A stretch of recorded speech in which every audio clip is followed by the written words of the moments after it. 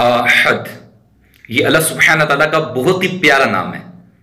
آحد کا معنی ہے اکیلا، یعنی تنہا، جو اپنی ذات و صفات میں یکتا ہو، بغیر اجزاء و شرکا کے، جبکہ دوسروں کے اجزاء بھی ہیں اور شریک بھی ہیں۔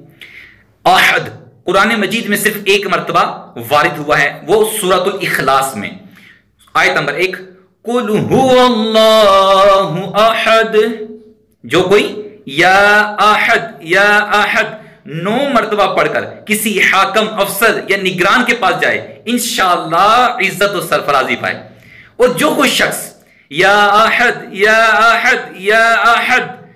1000 مرتبہ پڑھے، نیک بن جائے۔